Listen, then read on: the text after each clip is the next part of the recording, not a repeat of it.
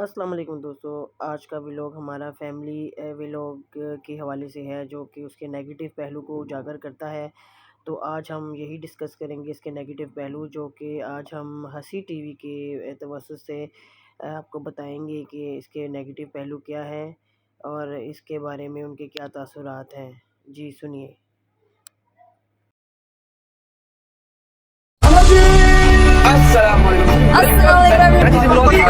What is wrong with our young generation? हमारी नौजवान नस्ल खसूसन टीनेजर इस वक्त तबाही की तरफ जा रही है। अगर आपके बच्चों में कोई इन पाकिस्तानी व्लॉगर्स को देख रहा है तो ये खतरे की घंटी है, क्योंकि ये कंटेंट मुसलसल इनके दिमाग और सोचने समझने की सलाहियत पर असर कर रहे हैं। ये लोग अपना फेक लाइफस्टाइल, घर की चार दीवारी, दौलत की नुमाइश अपनी बीवियों को दिखाकर आपके बच्चों को sexually frustrated at early age और डिप्रेशन का मरीज बना रहे हैं। कैसे, आइए समझते हैं।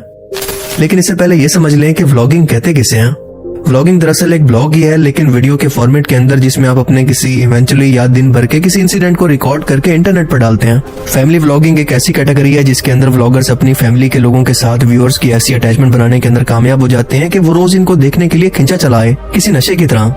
देखिए, जिस तरह से एक फिल्म के अंदर इसके मुख्तलिफ कैरेक्टर्स होते हैं और आप इन्हें एक बार देखने के बाद इनको खुद से रिलेट करते हैं या फिर इनको देखकर कंफर्टेबल महसूस करते हैं, क्योंकि आप इनके बारे में जानते हैं, तो आप इनको आगे भी देखना चाहते हैं। और बिल्कुल यही होता है फैमिली व्लॉगिंग के साथ भी, कि आप इनके साथ एक दफा अटैचमेंट महसूस कर लें तो बार बार इनको घर के मेंबर की तरह देखने के लिए खींचे चले आते हैं। और बिल्कुल इसी चीज का फायदा ये डेली व्लॉगर्स उठाते हैं। ये बिल्कुल एक नशे की तरह है।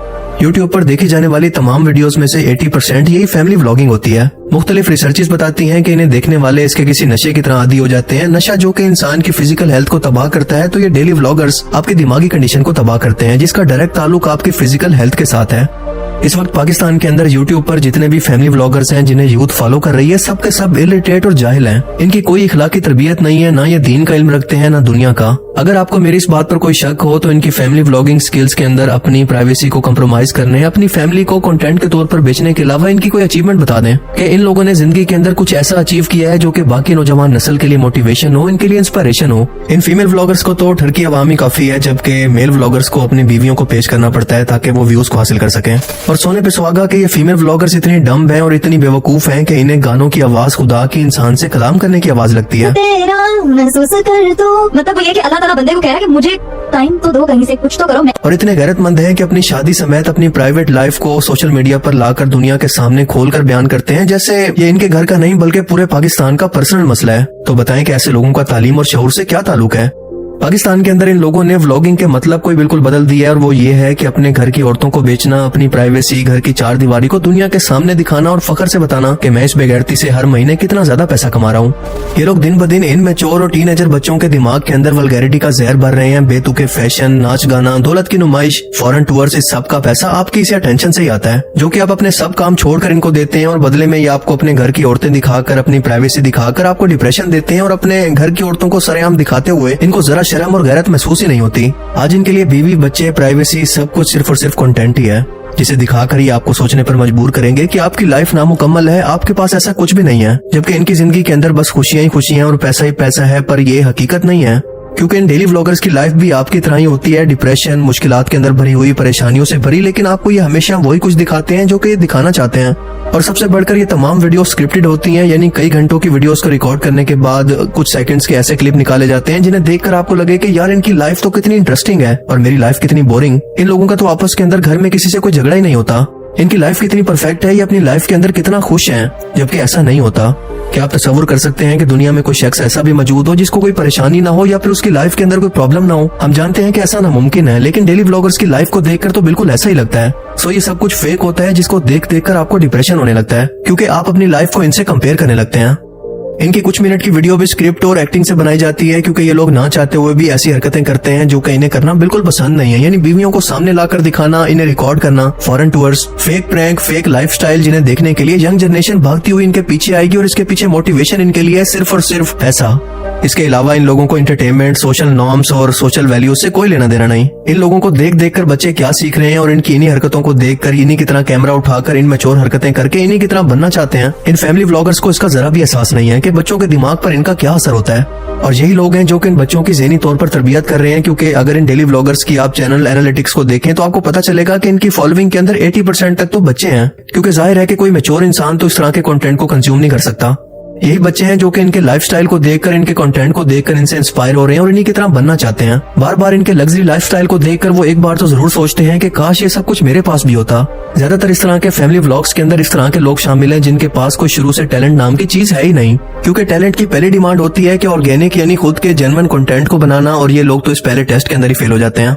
इस चीज को कवर करने के लिए इन लोगों ने व्लॉगिंग का सहारा लिया और टिकटॉक एप्लीकेशन पर लिपसिंग करने और फेम हासिल करने के बाद इन लोगों ने यूट्यूब का रुख किया। अपने टिकटॉक के फेम को या फिर ऑडियंस को टिकटॉक से कन्वर्ट कर दिया यूट्यूब पर। यानी इन लोगों को कोई स्ट्रगल नहीं करना पड़ी और इसकी बजाय इन लोगों ने फैमिली को दिखाकर अपनी प्राइवेसी को खत्म करके आज ये सब कुछ वाहियात चीजों को दिखाने का ट्रेंड शुरू किया, जो कि ना तो हमारे किसी कल्चर का हिस्सा है और ना ही हमारे दीन के अंदर इसकी कोई इजाजत है। जिस तरह से बेहयाई के साथ इन चीजों को प्रमोट किया जा रहा है जो कि इखलाकियात में भी नहीं आती। फहद मुस्तफा की ये स्टेटमेंट तो आपको याद होगी, जो कि बिल्कुल हकीकत है। Make content is the most overrated word in this country and there's no such content. Everybody is selling their family. वो अलग बात है कि अपने शो के अंदर ये भी लड़कियों को और वाहियात चीजों को प्रमोट करते रहते हैं, लेकिन जो इन्होंने बात की है वो ठीक है। ये हकीकत है कि आज इन डेली फैमिली व्लॉगर्स ने ये ट्रेंड सेट कर दिया है कि अगर कोई शख्स जेन्युइन व्लॉगिंग करना भी चाहता है या अपनी कोई क्रिएटिविटी दिखाना चाहता है तो वो आज के टाइम में ऐसा नहीं कर सकता, क्योंकि आज इसे उस फेम को हासिल करने के लिए अपनी प्राइवेसी को कुर्बान करना पड़ेगा, अपने घर की औरतों को दिखाना पड़ेगा। और बिल्कुल यही वजह है कि आज पाकिस्तान के टॉप के कंटेंट क्रिएटर्स जो कि एक वक्त के अंदर डेली व्लॉग्स अपलोड किया करते थे, आज बिल्कुल खामोश हैं, क्योंकि वो इस बेगैरती का हिस्सा चाहकर भी नहीं बन सकते। क्योंकि आप सभी लोग जानते हैं कि इन क्रिएटिव व्लॉग्स को बनाने के पीछे कितनी स्ट्रगल होती है। इन्हें शूट करने से लेकर एडिट करने और पब्लिक के सामने लाने के अंदर अच्छा खासा टाइम लगता है, काफी मेहनत लगती है, लेकिन इनकी ये तमाम मेहनत डेली व्लॉगर्स की एक वीडियो के व्यूज के कुछ परसेंटेज के बराबर भी नहीं होता, जिसकी वजह से इनकी ये तमाम मोटिवेशन खत्म हो जाती है। सो यही वजह है कि आज ये talentless privacy sellers, so called vloggers बढ़ते जा रहे हैं और टैलेंटेड लोग इसी प्राइवेसी की वजह से उसी स्पीड से कम हो रहे हैं। और YouTube भी क्वालिटी की बजाय क्वांटिटी को प्रमोट कर रहा है, और वो खुद से ऐसा नहीं कर रहा बल्कि आप लोग उससे ऐसा करवाते हैं, क्योंकि वो तो एक एल्गोरिदम है, एक सॉफ्टवेयर है, एक सिस्टम है। आप इस तरह के कंटेंट को, इस तरह के व्लॉगर्स को देखने के लिए बार बार आते हैं तो वो आपको उसी तरह की वीडियोस को रिकमेंड करता है, क्योंकि ये इसके सिस्टम में फीड है। सो दरअसल प्रॉब्लम इज योर इंटरेस्ट, और आप ही हैं जो कि इसको रोक सकते हैं। सवाल है कि कैसे? जवाब इंतहाई सिंपल है कि ऐसे लोगों को देखना छोड़ दें या अपनी मौत आप मर जाएंगे। इसकी बजाय क्रिएटिव लोगों को सपोर्ट करें, कोई हॉबी अपनाएं, हर रोज कुछ नया सीखने की कोशिश करें जो कि आपकी पर्सनल स्किल्स को बढ़ा सके, आपके माइंड को शार्प कर सके, आप सोसाइटी में जाकर दूसरों के साथ कम्पीट कर सकें। वरना ऐसे लोगों को देखने वाले, इनसे इंस्पायरेशन लेने वाले बच्चों का मुस्तकबिल यही होगा जैसा कि आज हमारी जनरेशन बनती जा रही है। इनका मुस्तकबिल बहुत ही खतरे में है। बाकी आप इस बारे में क्या सोचते हैं? अपनी कीमती राय का इजहार कमेंट सेक्शन में जरूर करें।